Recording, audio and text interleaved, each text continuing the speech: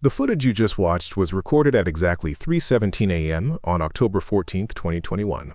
Those 12 seconds captured the last time Patricia Mitchell would ever be seen alive. The amber streetlight illuminating that desolate curb in downtown Portland, Oregon. The dead autumn leaves scattered across the cracked pavement. The black sedan idling with its rear door already open. And Patricia, exhausted after a late shift, climbing into what she believed was her safe ride home. What she didn't know, what she couldn't have known, was that the man standing behind her, George Rivera, had already made the decision that would end her life. But we're getting ahead of ourselves. Let's go back to the beginning of that night, before the horror unfolded, before that door closed and sealed Patricia's fate. Portland in mid-October feels like a city holding its breath between seasons. The summer tourists have left, the rain hasn't fully settled in yet, and there's this strange quiet that hangs over the streets after midnight. The city that prides itself on being weird and quirky takes on a different personality in those dead hours between bar close and sunrise. It becomes something else entirely, something lonelier. Patricia Mitchell was 23 years old that autumn. She'd moved to Portland from Eugene 2 years earlier, chasing the same dream that brings thousands of young people to the Pacific Northwest every year. The promise of reinvention, of finding yourself in a city that celebrates individuality. She worked as a server at a high-end restaurant in the Pearl District, one of those places where the prix-fixe menu costs more than most people's weekly grocery budget. The hours were brutal, double shifts that started at lunch and ended well past midnight. But the tips were good enough to cover her studio apartment in southeast Portland and still have something left over. On October 13th, Patricia had pulled one of those doubles. Her shift started at 11 in the morning and was supposed to end at 10 that night. But you know how the restaurant industry works. When it's busy, you stay until the work is done. A large party had come in at 9:30 and they'd lingered over dessert and coffee until nearly 2 in the morning. By the time Patricia finished her side work, cashed out her tips, and changed out of her work clothes, it was almost 3 a.m. Here's what's important to understand about Patricia. She was cautious. Her friends would later tell investigators that she never walked anywhere alone at night. She always took a rideshare home after late shifts. She'd text her roommate, the license plate number, the driver's name, the estimated arrival time. She did everything you're supposed to do to stay safe in 2021. Everything the apps tell you to do. Everything your parents warn you about. So when her shift finally ended at 2:54 a.m., Patricia stood in the restaurant's back alley and opened the rideshare app on her phone. She requested a ride to her apartment on Southeast Hawthorne Boulevard. The app showed her a vehicle, a black Honda Accord, driver named George R., 4.7-star rating out of 5, estimated arrival, 4 minutes. She accepted the ride and waited, her olive green wool coat pulled tight against the October chill. But here's where the technology that was supposed to protect her became the weapon used against her. Have you ever thought about how much trust we place in these apps? How we climb into strangers, cars based on nothing more than a profile picture and a star rating.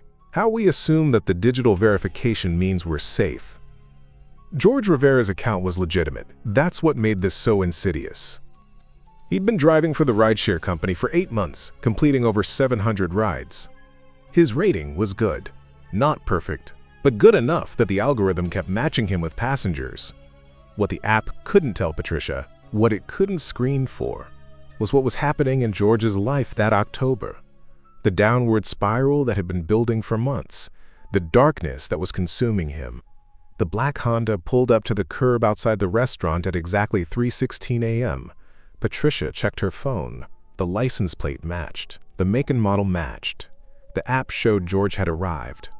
She walked toward the car, probably relieved that her long day was almost over, probably already thinking about her bed, about sleeping until noon, about having the next day off. Look at that footage again in your mind. Really see what's happening. Why is George standing outside the car? In hundreds of rideshare trips, how many times has the driver gotten out to help you into the back seat? It's not normal. It's not standard procedure. But at 3 in the morning, when you're exhausted, when the app says everything is legitimate, when you just want to go home, do you question it? or do you trust the system? Patricia got into that car. George stood behind her as she climbed in, his body blocking any exit back to the sidewalk. He watched her settle into the back seat.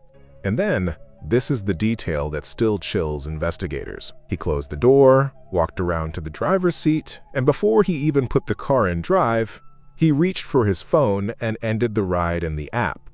Just like that, Patricia Mitchell disappeared from the digital map. The GPS tracking stopped. The estimated arrival time vanished. The safety net that was supposed to protect her, gone with a single tap on a screen. Patricia's roommate, Amber Chen, was awake when she should have arrived home. They had developed a routine over the past year of living together. Patricia would text when she got in the rideshare, and Amber would wait up until she heard the apartment door open. That night, Amber had received the text at 3:16 a.m. In the car, home in 12 minutes. But 12 minutes passed, then 20, then an hour. At 4:30 a.m., Amber called Patricia's phone. It rang once and went to voicemail. She called again, same thing. She opened the rideshare app, but because George had ended the trip, there was no active ride to track. She called the restaurant. Maybe Patricia had forgotten something and gone back? The night manager confirmed she'd left around 3. Amber's concern was escalating toward panic. By 6 a.m., as dawn started breaking over Portland, Amber called the police. The 911 operator took her information, but here's the frustrating reality of missing persons cases. Adults have the right to go where they want. 23-year-olds sometimes don't come home. Maybe she met someone. Maybe she went to a friend's house. The police took the report, but told Amber they'd need to wait 24 hours before they could really do anything. But Amber knew something was wrong. She could feel it. She started calling Patricia's friends, her co-workers, anyone who might have seen her. Nobody had. She went back to the rideshare app and screenshotted everything she could. The driver's name, the partial license plate number visible in the trip history, the route that should have been taken. Then she did something that would prove crucial. She filed a report directly with the rideshare company, flagging George Rivera's account and demanding they provide his full information to police. The rideshare company's response came at 9:47 a.m. They confirmed that George Rivera had picked up Patricia Mitchell at 3:16 a.m. They confirmed he had ended the ride 3 minutes later. They provided his full name, address, phone number, and vehicle registration to the Portland Police Bureau. And they immediately deactivated his account pending investigation. Now the police had something concrete to work with.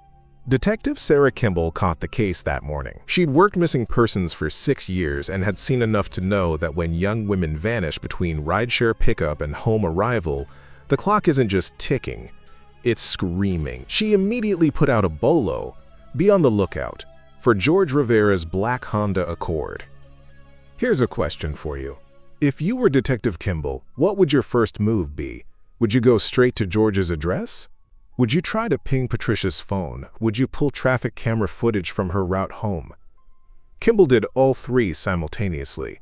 She sent patrol units to George's last known address in Northeast Portland. She worked with the phone company to attempt to locate Patricia's cell signal. And she pulled every traffic camera, every business security camera, every Ring doorbell along the route from the restaurant to Patricia's apartment. The traffic cameras told a story, but not the one anyone wanted to hear. They showed George's Honda leaving the restaurant area at 3:17 a.m. You saw that in the footage at the start of this video. But instead of heading southeast toward Patricia's apartment, the car turned north. It drove through downtown Portland, crossed the Broadway Bridge, and headed into North Portland's industrial area. After that, the cameras lost track of it. Too few intersections, too few businesses, too many dark streets. Patricia's phone last pinged off a cell tower at 3:22 a.m. in the Kenton neighborhood of North Portland. Then nothing. The signal went dead. Either the phone was destroyed, or it was taken somewhere without cell coverage. When patrol units arrived at George Rivera's apartment at 11:15 a.m. on October 14th, they found it empty. The landlord confirmed that George lived there alone, paid his rent on time, kept to himself. Officers obtained a warrant and entered the apartment that afternoon. What they found painted a picture of a man coming apart at the seams. The apartment was chaos. Unpaid bills stacked on every surface. Eviction notices, despite the landlord's claims about rent being current. Apparently, George had been juggling payments, staying current on some months while falling behind on others. Empty bottles everywhere, but most disturbing, printouts, dozens of them, routes from various rideshare pickups, screenshots of female passengers, notes about their addresses, their routines, their schedules. Patricia Mitchell wasn't the first woman George Rivera had been watching. She was just the first one he'd acted on. The investigation expanded rapidly. Detective Kimball brought in the FBI's Violent Crimes Task Force. They started interviewing George's previous passengers, specifically young women who'd ridden with him late at night. 12 women came forward with stories that made everyone's blood run cold. George had asked invasive personal questions. He'd driven past their destinations and had to be corrected. He'd commented on their appearance, their clothing, whether they lived alone. Several women reported that he'd ended the ride in the app before they'd reached their destination, just like he did with Patricia. But none of them had disappeared. None of them had been hurt. So why Patricia? What made that night different? The answer came from George's employer records. He'd been fired from his day job as a warehouse supervisor on October 12th, 2 days before Patricia got into his car. He'd been accused of inappropriate conduct toward a female coworker. His girlfriend of 3 years had left him that same week. His mother, who he'd been financially supporting, had just been moved into hospice care. George Rivera's life had imploded in a matter of days. And Patricia Mitchell, tired and trusting after a long shift, had climbed into his car at the absolute worst possible moment. The search for George intensified. His bank cards hadn't been used since October 13th. His phone was off. His car was missing. It was like he'd vanished into the Oregon wilderness. Police checked his known associates. He didn't have many. They looked into his past. A few minor arrests for drunk and disorderly conduct, but nothing violent. Nothing that would have flagged him as dangerous. But here's what they found that changed everything. George's browser history showed he'd been researching remote locations in the Columbia River Gorge.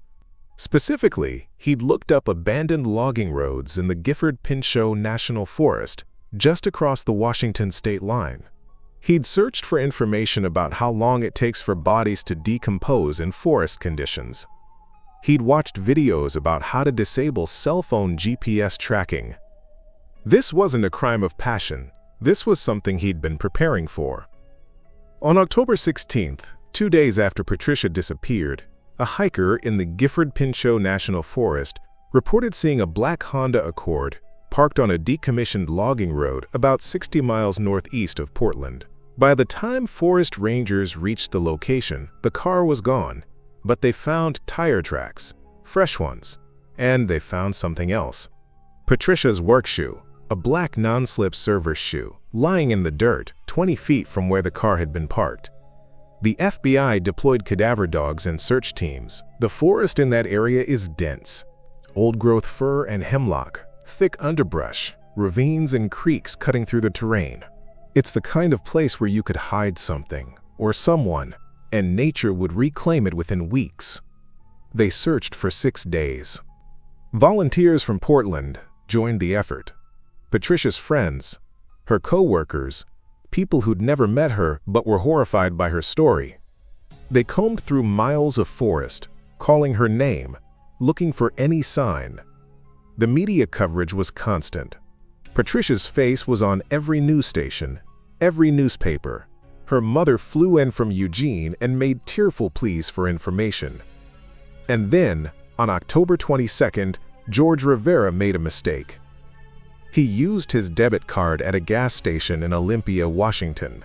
Just once, $47 in fuel. But it was enough. Police traced the transaction and started flooding the Olympia area with resources. They pulled security footage from the gas station and confirmed it was George. He looked different. He'd shaved his head, grown a beard, was wearing glasses he didn't need. But it was him. Washington State Patrol spotted his Honda on Interstate 5, heading north toward Tacoma at 2:30 p.m. that same day.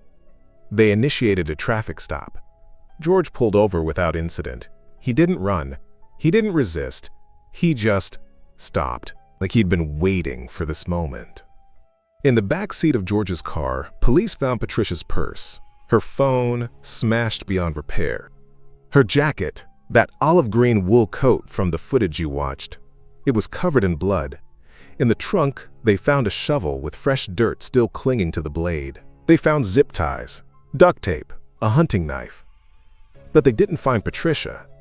George was arrested and transported back to Portland. He was charged with kidnapping and murder, even though Patricia's body hadn't been recovered. The evidence was overwhelming. Her belongings in his car, the blood evidence, the search history, the flight from the state. But George said nothing. He invoked his right to an attorney and refused to speak to investigators. For 3 weeks, he maintained his silence. Patricia's family held a memorial service without a body to bury. Her friends created a scholarship fund in her name. The city of Portland held vigils. But still, no one knew where Patricia Mitchell was. No one knew exactly what had happened in those minutes after George closed that car door and drove away from the amber streetlight into the October darkness. Then, on November 10th, George Rivera's attorney reached out to prosecutors with a proposal. George would tell them where to find Patricia's body in exchange for life in prison without parole instead of the death penalty. It's the devil's bargain that families of murder victims face. Do you want answers, or do you want maximum punishment? Patricia's mother made the decision. She wanted to bring her daughter home. On November 12th, George led investigators to a location in the Gifford-Pinchot National Forest, about 8 miles from where the hiker had spotted his car. It was off any marked trail, down a ravine, in a spot so remote that searchers had never reached it. Patricia was there, exactly where George said she'd be, buried under rocks and forest debris. The medical examiner's report revealed what everyone had feared. Patricia had been strangled. She'd fought. There was defensive evidence under her fingernails. But George had been bigger, stronger, and had the element of surprise. The ME estimated she'd died within an hour of getting into his car that morning.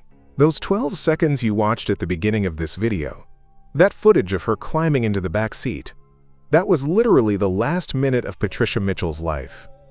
In his confession, given after he led police to Patricia's body, George explained what happened with a chilling lack of emotion. He said he'd been planning to kill someone for weeks. He said his life had become unbearable, and he wanted to make someone else suffer before he ended his own life. He said he'd been watching female passengers, looking for the right one. Someone who rode alone, someone who seemed vulnerable, someone who wouldn't be immediately missed. When Patricia requested a ride at almost 3:30 in the morning, George saw his opportunity. He picked her up, acted normal, gained her trust. The moment she got in the car, he locked the doors using the child safety feature. He drove north instead of southeast. When Patricia noticed they were going the wrong way and asked him to correct the route, he told her his GPS was malfunctioning. She believed him. Why wouldn't she? By the time she realized something was truly wrong, they were already crossing the Broadway Bridge, already heading out of the city. She tried to open the door. It wouldn't open. She screamed for him to stop. He didn't. She tried to fight him while he was driving. He pulled over on a dark industrial road and I won't go into all the details. Some things are too horrific to recount. But I will tell you this. George Rivera is exactly where he belongs. He's serving life without possibility of parole at Oregon State Penitentiary. He's in protective custody because even among criminals, what he did is considered beyond the pale. He'll die in that cell. He'll never feel sunlight on his face or breathe free air again. And that's not justice. Not really. Because Patricia doesn't get to do those things either. This case changed how rideshare companies operate. There are now systems in place to alert the company if a driver ends a trip too early or deviates significantly from the route. There are emergency buttons in the apps that connect directly to 911. There are requirements for more frequent background checks. But would any of that have saved Patricia? Maybe. Probably not. Because the fundamental problem remains. We're getting into cars with strangers, and we're trusting technology to protect us when technology can be defeated with a single tap on a screen. Think about this.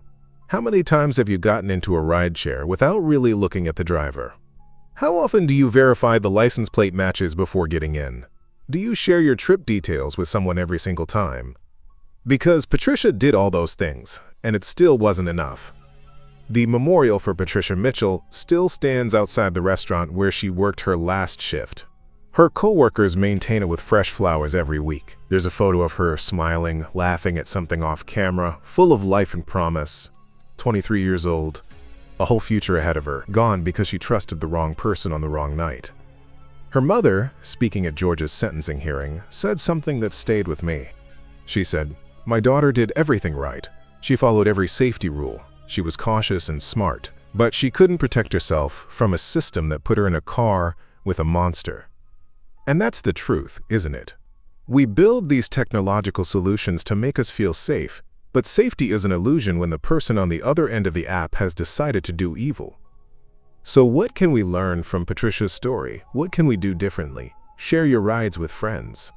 Every single time. Not just sometimes. Not just when you remember. Every time. Trust your instincts. If something feels wrong, get out of that car. Cause a scene if you have to. Be rude if necessary. Your life is worth more than politeness. And please, if you're a woman riding alone late at night, consider sitting behind the driver's seat, not the passenger seat. It makes it harder for the driver to reach you. It gives you a split second more to react. Those 12 seconds of footage that started this video, Patricia climbing into that car, George standing behind her like a shadow, the door closing. They've been seared into the minds of everyone who worked this case. Detective Kimball told reporters she still sees it when she closes her eyes. The amber streetlight, the dead leaves, the black sedan swallowing Patricia into darkness. The absolute ordinariness of a moment that was actually the threshold between life and death. Patricia Mitchell should be 26 years old now. She should be living her life, chasing her dreams, maybe managing her own restaurant, maybe having moved to a new city for new adventures. Instead, she's in a cemetery in Eugene, Oregon, buried next to her grandmother, a victim of a crime that should never have happened. If you have any information about rideshare safety concerns, if you've experienced something that didn't feel right, report it. Don't assume someone else will. Don't think it's not important enough. Patricia's story started with unreported concerns from other passengers. Those red flags were there. People just didn't connect the dots until it was too late. And if this case made you think, if it made you reconsider your own safety practices, then share this video. Let it be a reminder. Let Patricia's story mean something. Let it save someone else's life. If you're interested in true crime cases like this, cases that matter and that carry important lessons, please subscribe to this channel. Hit that notification bell so you never miss when we post new content. And leave a comment. Tell me your thoughts on rideshare safety. Tell me if this changed how you'll use these services. Your engagement helps this video reach more people, and maybe, just maybe, it prevents another tragedy. Thank you for watching, and please, stay safe out there. See you in the next one.